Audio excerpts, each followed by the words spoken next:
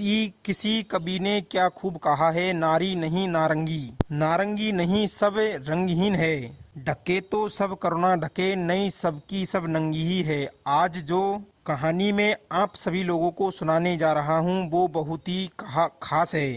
यह कहानी है त्रिया चरित्र की। जो मनुष्य इस कहानी को पूरा सुनता है वो कभी भी अपने जीवन में धोखा नहीं खाता है। इस कहानी को सुनकर के आप अपने जीवन में कई प्रकार के बदलाव ला सकते हैं। जो स्त्रियां इस कहानी को सुन रही हो वो अपने ऊपर ना लें, क्योंकि इस संसार में कुछ ऐसी स्त्रियां भी है जो सुंदर और सुशील स्त्रियों को भी बदनाम कर रही है। आप इस कहानी को पूरा जरूर सुनना, तभी जाकर के आपको इस कहानी का मतलब निकल कर के आएगा। चलिए मित्रों, कहानी शुरू करते हैं। बहुत समय पहले की बात है। एक राज्य में एक राजा रहा करता था। वह राजा बहुत ही बड़ा धैर्यवान था और साथ में ही धनवान था। उसकी चर्चा दूर दूर तक फैली हुई थी। मित्रों, उस राजा के एक पुत्र था, वो भी बड़ा ही सुंदर था। उसकी उम्र भी ज़्यादा नहीं थी, वह 16 से 17 साल का था। लेकिन दर्शक बंधुओं, वह राजा उससे राजकुमार की शादी करवा देता है। जब राजा ने उस राजकुमार की शादी की तो राजकुमार की उम्र लगभग 19 साल की थी और राजा वृद्ध हो चुका था। राजा ने सोचा कि राजकुमार को ही राजा बना देते हैं, और मित्रों अब तो राजा ने राजकुमार को ही राजा बना दिया। दर्शक बंधुओं, पहले के जमाने में राजाओं की अनेकों शादियां होती थी। उनके बहुत सारी पत्नियां रहती थी, इसीलिए राजा ने उस राजकुमार की जल्दी ही शादी करवा दी थी। राजकुमार के साथ में रानियां हो चुकी थी और राजकुमार की अभी तक शिक्षा पूरी नहीं हुई थी, इसलिए वह गुरुकुल में ही शिक्षा ग्रहण करने के लिए जाता था। दर्शक बंधुओं, एक दिन की बात है, जब राजकुमार शिक्षा ग्रहण करने के लिए गुरुकुल जा रहा था तो उसे रास्ते में एक पनिहारिनी मिली। वह पनिहारी दिखने में बहुत ही सुंदर थी। उस पनिहारी ने राजकुमार से पूछा कि हे महाराज, आप रोज रोज कहाँ जाते हो? तभी राजकुमार ने कहा कि मैं गुरुकुल में शिक्षा ग्रहण करने के लिए जाता हूँ। तभी वह पनिहारिनी कहती है कि आपने त्रिया चरित्र पढ़ा है? तभी वह राजकुमार कहता है कि नहीं, यह त्रिया चरित्र क्या होता है? दर्शक बंधुओं, तभी वह पनिहारिनी बोली कि हे राजकुमार, तुम अपने गुरु से जाकर के कहना और त्रिया चरित्र के बारे में अवश्य ही पूछना। पनिहारिन की बात सुनकर के वह राजकुमार गुस्से में गुरुकुल पहुंचता है और गुरु को प्रणाम करता है। राजकुमार को आया देख करके गुरु ने राजकुमार से कहा कि क्या बात है बेटा, तुम क्रोध में क्यों दिखाई दे रहे हो और तुम्हारी आंखें लाल क्यों दिखाई दे रही है? मुझे बताओ आखिर क्या बात हुई है?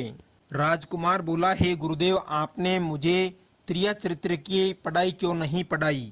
त्रिया चरित्र के बारे में आपने मुझसे क्यों छिपाया? दर्शक बंधुओं, राजकुमार की बातें सुनकर के गुरुजी बोले कि हे बेटे, गुरुकुल में त्रिया चरित्र नहीं पढ़ाया जाता, क्योंकि त्रिया चरित्र खतरे से खाली नहीं होता है इसलिए। और यदि तुमने त्रिया चरित्र पढ़ लिया तो उसमें तुम्हारी जान भी जा सकती है।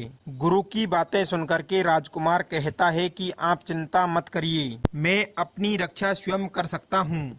आप केवल मुझे त्रिया चरित्र के बारे में बताइए। उसके बाद गुरु ने कहा, ठीक है। त्रिया चरित्र पढ़ते पढ़ते राजकुमार को 1 वर्ष बीत गया, और जब वह 1 वर्ष बीत चुका था उसके बाद में गुरुजी ने कहा कि अब तुम्हारी शिक्षा पूरी हो चुकी है, अब तुम अपने घर जा सकते हो और अपने राज्य के कार्य को राजा बनकर चला सकते हो, और अब तुम्हें गुरुकुल में आने की कोई आवश्यकता नहीं है।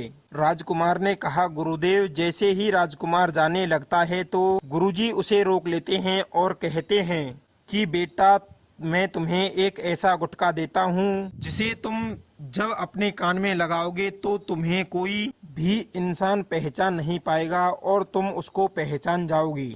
जब गुरु राजकुमार से कहते हैं कि आज रात तुम्हें अपने महल से करीबन रात के 12 बजे निकलना और महल की और पूर्व दिशा में जाना, इस बात का ध्यान रखना कि जब भी तुम पूर्व दिशा की ओर जाओ अपने कान में इस गुटके को पहन लेना और वहीं पर खड़े हो जाना।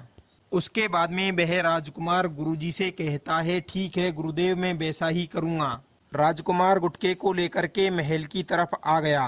दर्शक बंधुओं, जब रात के 12 बज जाते हैं, राजकुमार की सातों पत्नियां सो जाती है, तो वह राजकुमार आधी रात के समय अपने हाथ में उस गुटके को लेकर के जंगल की ओर चला जाता है और फिर जंगल में पूर्व दिशा की ओर जाता है और फिर वहां पर जाकर के वह अपने कान में गुटके को लगा लेता है और वहीं पर खड़ा हो जाता है। उसके बाद में देखने लगता है तो दर्शक बंधु, राजकुमार ने देखा कि एक महिला हाथ में भोजन लिए हुए आधी रात को कहीं जा रही थी। वह राजकुमार उसे बड़े ही ध्यान से देखता है और मन में सोचता है कि यह तो वही पनहारनी है जिसने मुझे स्त्रिया चरित्र का अध्ययन करने को कहा था, लेकिन यह आधी रात को भोजन की थाल लेकर के कहाँ जा रही है। उसी जंगल में एक साधु अपनी कुटिया बना करके रहा करते थे और वह साधु बड़ा ही जादूगर था। पनिहारनी ने जब राजकुमार को देखा तो वह उस राजकुमार को नहीं पहचान पाई, क्योंकि राजकुमार ने अपने कान में गुरु का दिया हुआ गुटका लगा रखा था, लेकिन वह राजकुमार उस पनिहारनी को पहचान चुका था। राजकुमार मन में सोचने लगा कि इसका पीछा करते हैं, आखिर यह आधी रात में भोजन लेकर के कहाँ जा रही है और क्यों जा रही है। उसके बाद में राजकुमार उस पनिहारनी का पीछा करने लगता है और उसके पीछे पीछे चलने लगता है। दर्शक बंधुओं, वह पनिहारनी उस जंगल में रह रहे साधु के पास पहुंच जाती है। उस साधु के पास में एक जादुई पोटली थी। वह साधु बड़ा ही जादूगर था।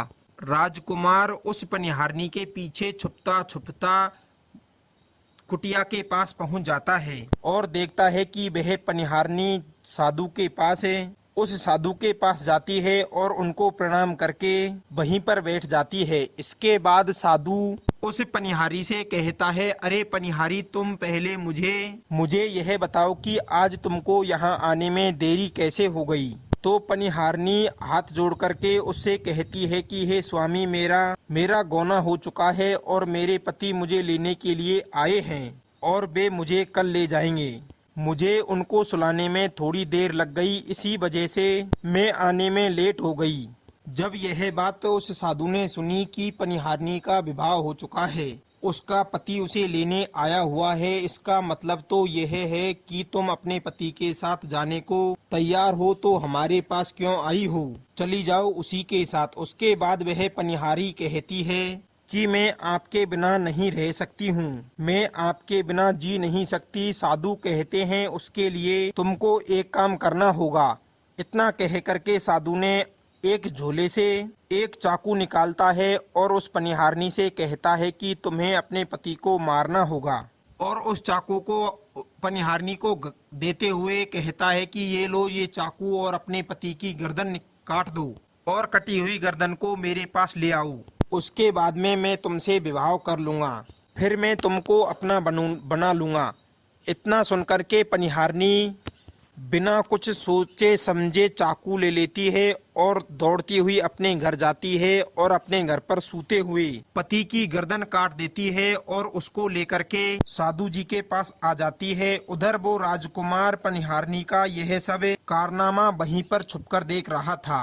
दर्शक बंधुओं, जब साधु ने देखा कि वह अपने पति को मारकर उसकी गर्दन को यहाँ पर लेकर के आ गई है, तो उस समय उस साधु को बड़ा ही गुस्सा आया और उस साधु ने उस पनिहारनी को लात मारी और उससे कहा कि भाग जाओ यहाँ से। जब तुम अपने पति की नहीं हो सकती, जिसके साथ में तुमने 7 फेरे लिए हैं उसकी ही नहीं हो सकती हो, तो तुम मेरी क्या खाक होगी। मेरी नजरों के सामने से हट जा, यहाँ से चली जा। अगर यहाँ दोबारा दिखाई दी तो मैं तुमको जीवित नहीं छोड़ूंगा। साधु की इस प्रकार की बातें सुनकर के पनिहारनी के पैरों के तले से जमीन खिसक गई। उसने सोचा कि मैंने तो इस साधु के कहने पर अपने पति को मार डाला। इस साधु ने मुझसे जो भी कहा मैंने वो सब किया और इस समय यह मुझे धक्के और लात मारकर यहाँ से भगा रहा है।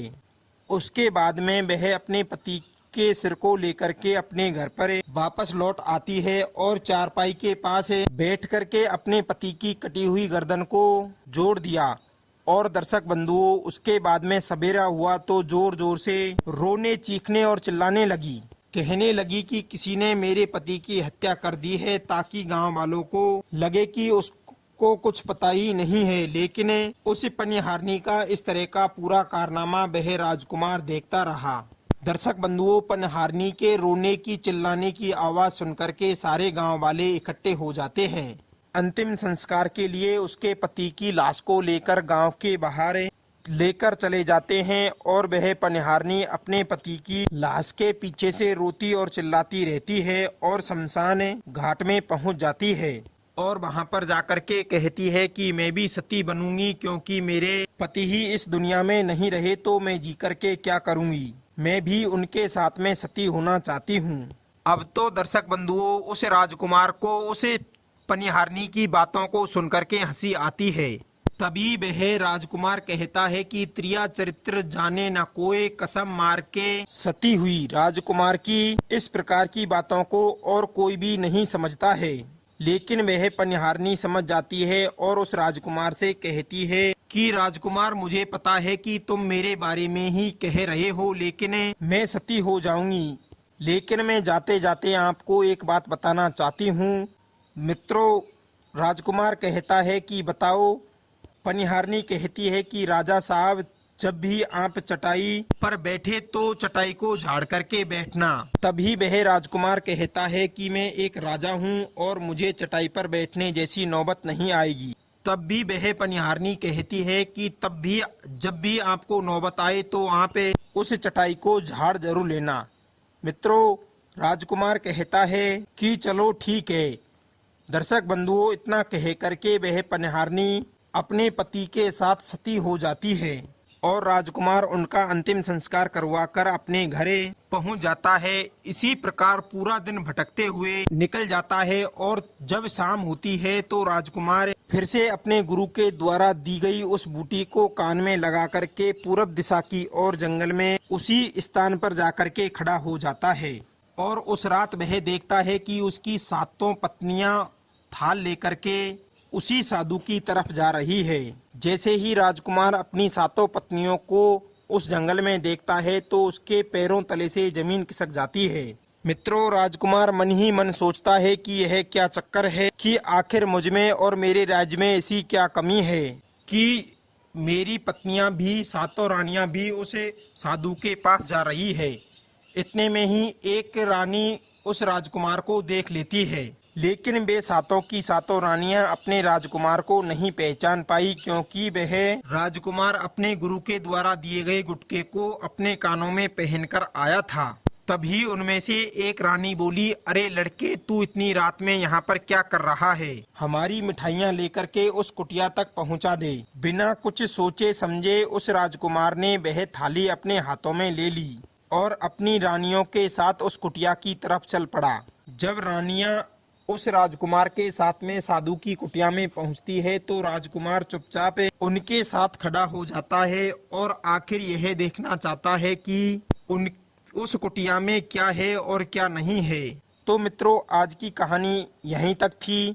मिलते हैं अगली ज्ञानवर्धक प्रसंग में। आप सभी का बहुत बहुत धन्यवाद। जय श्री कृष्णा मित्रों।